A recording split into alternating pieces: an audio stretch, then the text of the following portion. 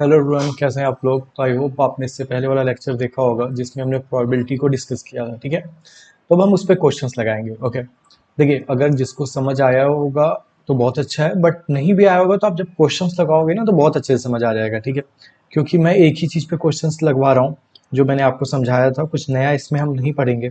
ठीक है, तो स्टार्ट करते हैं। अब जैसे क्वेश्चंस, जैसे मैंने आपको रिवाइज करा देता हूँ कि प्रोबेबिलिटी का एक ही तरीका, आउटकम बताया था मैंने क्या क्या चीज़ें आ सकती हैं।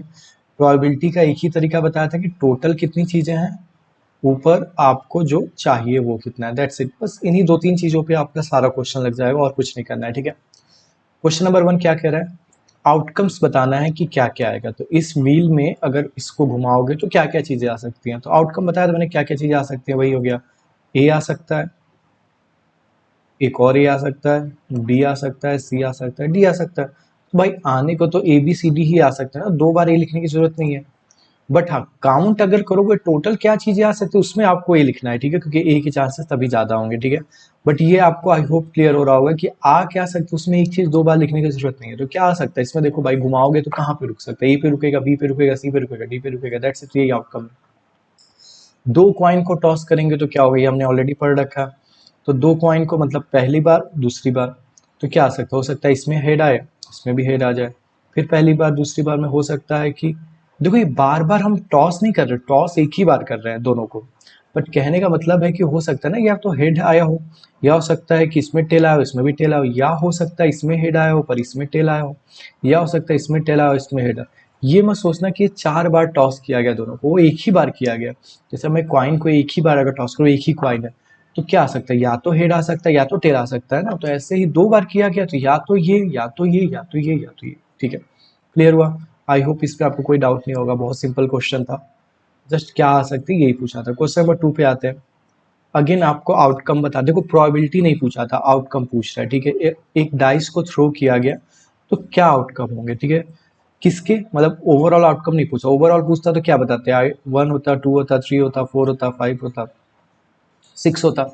ये पूछ रहा है एक प्राइम नंबर अगर आना होगा तो क्या क्या आउटकम होंगे। ठीक है, तो देखो, सैंपल स्पेस जो मैंने बताया वो टोटल आउटकम्स होते हैं, बट ये पूछ रहा है कि आपके प्राइम नंबर आने के क्या, जिस मतलब आपको क्या चाहिए, प्राइम नंबर चाहिए, जिसमें से प्राइम नंबर कौन कौन से हैं, 2 है, 3 है और 5। प्राइम नंबर पता है, जिसके फैक्टर कोई और ना हो अदर देन 1, और वो खुद फैक्टर मतलब वो किसी और से डिवाइड ना हो या और किसी के टेबल में ना आए 1 के अलावा, और अपने खुद के। तो देखो 4 2 के टेबल में आ जाता है तो 4 प्राइम नंबर नहीं है। 6 2 और 3 दोनों के टेबल में आता है तो 6 प्राइम नंबर नहीं है, और 1 प्राइम नंबर नहीं होता। ठीक है, खैर 2 3 5 आंसर समझ आया। ये उसके आउट, प्रोबेबिलिटी नहीं पूछा है। प्रोबेबिलिटी पूछा होता तो क्या होता, टोटल कितनी चीजें आ सकती हैं 6, आपको जो चाहिए वो कितने हैं, तीन चीजें हैं, तो प्रोबेबिलिटी 3/6। बट प्रोबेबिलिटी नहीं पूछा है। ठीक है, क्वेश्चन नंबर 6 में आप देखोगे तो इसी क्वेश्चन की प्रोबेबिलिटी पूछा है, इसलिए मैं यहीं पे करा दे रहा हूँ। ठीक है, नेक्स्ट है प्राइम नंबर न आने की प्रोबेबिलिटी। ध्यान से समझना, एक तरीका तो ये है, आप पहले तो आउटकम आपको लिखना है, तो आप लिख लो आउटकम प्राइम नंबर न आने की, मतलब कौन कौन से प्राइम नंबर नहीं है आपके, 5 6 और 1। तो 1, सॉरी 1 4 और 6 ये आपके प्राइम नंबर नहीं है। प्राइम नंबर ना आने की प्रोबेबिलिटी निकालो, कितने हैं टोटल 6, इसमें से ये नंबर्स कितने जो आपको चाहिए वो 3। तो प्रोबेबिलिटी क्या आ गई है, या तो मैंने बताया था टोटल सम प्रोबेबिलिटी का 1 होता है हमेशा।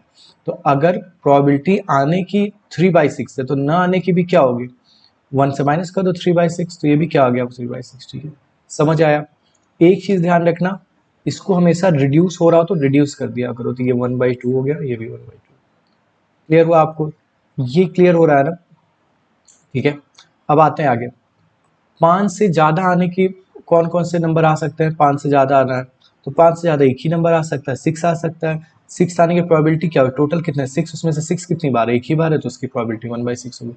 आई होप क्लियर हो रहा होगा ये। A number not greater than 5, 5 से बड़ा ना हो तो 5 से छोटा होना चाहिए। तो 5 से छोटे कौन कौन से नंबर है, 1 2 3 4। तो इसमें आपका क्या हो गया, 1 2 3 4, ये आउटकम हो गया। प्रोबेबिलिटी इसकी क्या होगी, टोटल 6 है, आपको जो चाहिए वो कितने हैं, 4 है, रिड्यूस कर दो 2/3। क्लियर हुआ। देखिए ये हमने 2 और 6 दोनों कर लिया, 2 में सिर्फ आउटकम निकालना था, 6 में इन्हीं सबकी प्रोबेबिलिटी निकाल दी, तो हमने प्रोबेबिलिटी भी निकाल लिया। आई होप ये आपको क्लियर हो रहा होगा। ये होने न होने वाला जो यहाँ पे हमने किया था दूसरे तरीके से, ये मैं अभी आगे और अच्छे से एक्सप्लेन कर दूंगा। ठीक है, ये बट आपको समझ आया होगा। ये तो यहाँ से भी निकाल सकते हो, टोटल तीन चीजें थी तो उसमें से हो जाता। ठीक है, अब आते हैं नेक्स्ट क्वेश्चन, ध्यान समझना।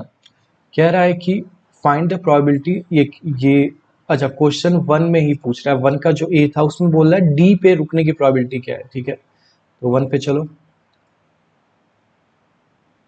डी पे रुकने की क्या प्रोबेबिलिटी है भाई, टोटल कितनी चीजें हैं, प्रोबेबिलिटी आप यहाँ लिखना हो आप ऐसे लिखना, डी पे रुकने की या डी के आने की, तो टोटल कितनी चीजें है, टोटल चीज तो 5 ही है ना भाई, 5 ही जगह रुक सकता है, मैंने ये बताया था ना, यहाँ भले मत लिखो क्योंकि एक ही चीज बार बार लिखने का क्या मतलब है, बट काउंट करोगे तो टोटल कितनी चीजें हैं, 5 चीजें।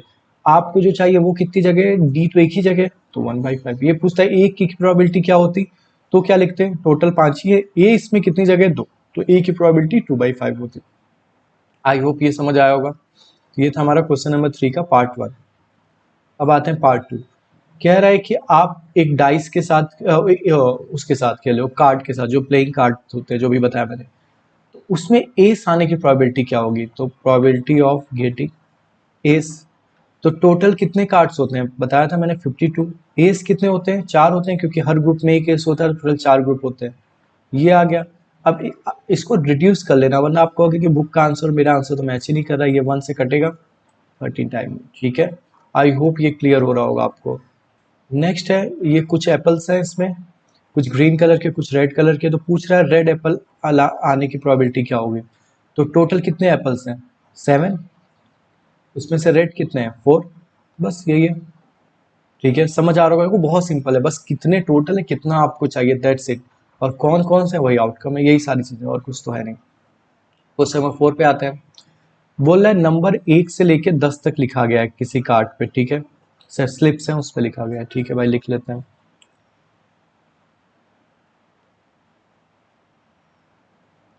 ठीक है, और उनको मिक्स कर दिया गया, चलो ठीक है। एक स्लिप को चूज किया गया, ठीक है, तो आपसे पूछ रहा है कि प्रोबेबिलिटी क्या होगी, ठीक है। अब प्रोबेबिलिटी 6 आने की प्रोबेबिलिटी क्या होगी भाई, टोटल कितने हैं, 10 है, और उसमें से 6 कितनी बार, एक ही बार है, तो प्रोबेबिलिटी क्या होगी 1/10, क्लियर हुआ। फिर पूछ रहा है प्रोबेबिलिटी ऑफ लेस देन 6, ये आप ऐसे लिख सकते हो, ठीक है, लेस देन 6 आने की प्रोबेबिलिटी, तो 6 से छोटे कितने नंबर है, 5, 1 2 3 4 5, और टोटल कितने हैं 10, तो 5/10, क्लियर हुआ। रिड्यूस कर लो इसको, 1/2, ठीक है। फिर पूछ रहा है ग्रेटिंग ए नंबर ग्रेटर देन 6, 6 से बड़ा,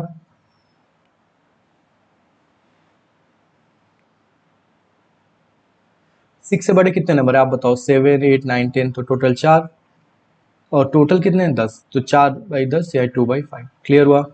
फोर्थ पूछ रहा है 1 डिजिट नंबर, 1 डिजिट कितने हैं, 9 है, 1 से लेके 9 तक, तो टोटल कितने हैं 10, 1 से लेके 9 तक, ये आ गया 9/10। आई होप ये क्वेश्चन समझ आए। देखो बच्चों का क्वेश्चन, इसीलिए क्या करते हैं ना लोग, प्रोबेबिलिटी को बहुत हल्के में ले लेते हैं, कितना आसान तो है, छोटा सा है, बट अगर वो बेस क्लियर नहीं होगा ना कि प्रोबेबिलिटी है क्या, ये आउट ऑफ 1 होता है, इसका मतलब क्या होता है, कैसे होता है, तो कन्फ्यूजन बना रहता है, ठीक है। इसलिए मैं फॉर्मूले से ज़्यादा ट्राई कर रहा था, आपको बहुत से एग्जाम्पल, ट्रेन का, बारिश का, क्वाइन का एग्जाम्पल लेके आपको प्रोबेबिलिटी समझाना चाह रहा था, ठीक है। अब आता है नेक्स्ट, कह रहा है कि एक व्हील है जिसपे 3 ग्रीन सेक्टर है, मान लो 3 ग्रीन है, एक ब्लू है, एक रेड है, ठीक है। तो पूछ रहा है ग्रीन आने की प्रोबेबिलिटी क्या है, तो ऑब्वियसली क्या होगी, टोटल कितने सेक्टर है, 5, इसमें से ग्रीन क्या क्या है, 3/5 हो गया। अच्छा मान लो पूछता ग्रीन ना आने की प्रोबेबिलिटी क्या है, तो आप क्या करते, नॉट ग्रीन लिखते हैं यहाँ पे, और लिख देखते नॉट ग्रीन कितने, 2 हैं, 2/5, या अच्छा या तो ग्रीन होगा या तो नॉट ग्रीन होगा, समझ लो, या तो ग्रीन होगा या तो ब्लू होगा, ये नहीं कह रहा हूं मैं, या तो ग्रीन होगा या तो नॉट ग्रीन होगा, तो ग्रीन और नॉट ग्रीन मिलके सारी चीजें कवर हो गई। तो अगर ग्रीन की ये है तो नॉट ग्रीन की क्या होगी, 1/1 माइनस 3/5, यहाँ से भी 2/, तो ये 1 से माइनस तभी करते हैं जब होने और ना होने, मतलब पूरे कंबाइंड कंडीशन की बात कर रहे हैं, मतलब इसके अलावा कुछ छूट नहीं रहा। जैसे फॉर एग्जांपल अगर ग्रीन की आ गई 3/5, अब मैं ब्लू की पूछूं, तो आप ब्लू के लिए 1 माइनस 3/5 नहीं कर सकते, क्यों, क्योंकि अभी ये सारा कंप्लीट नहीं हुआ, ग्रीन होगा या तो ब्लू, पर रेड भी तो बच रहा है। आप कह रहे हो कि सिर्फ ग्रीन, यहाँ पे अगर मान लो ये ब्लू होता, रेड ना होके ब्लू होता, तो होता ग्रीन में से आप 1 में से ग्रीन के होने की माइनस कर दो तो बचा वो ब्लू ही हुआ। समझ में आई? ये 1 माइनस तब करते हैं जब पूरा होता है, ठीक है। जैसे फॉर एग्जाम्पल एग्जाम में ऐसा कुछ हुआ, आपके 90% मार्क्स आए, 5% हो गया कि पेपर में कुछ गड़बड़ था तो 5% पेपर मार्क्स काट ही दिए गए, किसी को नहीं दिए गए।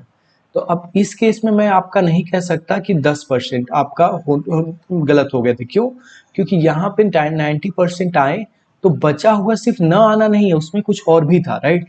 तो माइनस नहीं कर सकते। ऐसे यहाँ पे ग्रीन आने की अगर ये है तो ग्रीन ना आने की तो यही होगा, क्योंकि इसके अलावा और कुछ नहीं होगा। बट ब्लू आने की ये नहीं होगी 1-3/5। क्यों? क्योंकि सिर्फ ग्रीन और ब्लू नहीं, उसके आगे अलावा रेड भी है, ठीक है। समझ में आया आपको? फिर कह रहा है what is the probability of not blue, blue ना आने की क्या होगी, ठीक है। तो देखो ध्यान समझते हैं, इसको दो तरीके से करेंगे अब। एक तो ये है ब्लू ना आने की मतलब क्या हो गया, टोटल 4 चीजें हो गई ब्लू ना आने के लिए, तो 4/5। या भाई ना आना थोड़ा हमें डिफिकल्ट लगता है, हमें आना आसान लगता है, ठीक है। तो हम लिख सकते हैं प्रोबेबिलिटी ऑफ ब्लू निकाल लो। ब्लू क्या हो गया, एक ही बार था, टोटल 5 थे। और प्रोबेबिलिटी ऑफ नॉट ब्लू का क्या हो जाएगा, देखो या तो ब्लू होगा या तो नहीं होगा, इसने पूरा कवर कर लिया, ठीक है। ना होने में green red that's fine, but होंगे तो या तो ब्लू या तो नहीं होगा। तो इसमें आप 1 से माइनस कर सकते हो 1/, ठीक है। ये आई होप आपको थोड़ा बहुत समझ आ रहा होगा कि होना और ना होने की इसकी ज़रूरत नहीं होती है, बट मैं आपको थोड़ा समझा रहा था कि ये आप समझो कि 1 का मतलब क्या होता है, कि प्रोबेबिलिटी आउट ऑफ 1 होती है या परसेंटेज आउट ऑफ 100 होता है, उसका मतलब क्या होता है, ठीक है। इसके बाद क्वेश्चन 6 है जो हमने ऑलरेडी सॉल्व कर लिया। तो ये था आपका डेटा हैंडलिंग चैप्टर और उसकी एक्सरसाइज 4.2 जो कि कंप्लीट हो गई। आपको कोई भी डाउट होगा तो प्लीज़ आप कमेंट करके बताइएगा। चैप्टर छोटा था, आसान था, बट इंपॉर्टेंट था क्योंकि आपको 12th तक मिलेगा, ठीक है। तो अभी के लिए इतना ही, मिलते हैं नेक्स्ट लेक्चर में और नेक्स्ट चैप्टर में स्टार्ट करेंगे, चैप्टर नंबर 5। और जिसको कोई भी डाउट हो तो प्लीज़ आप कमेंट करके बताइए, किसी भी वीडियो में हो तो मैं उसको रिजॉल्व करूँगा। Thank you.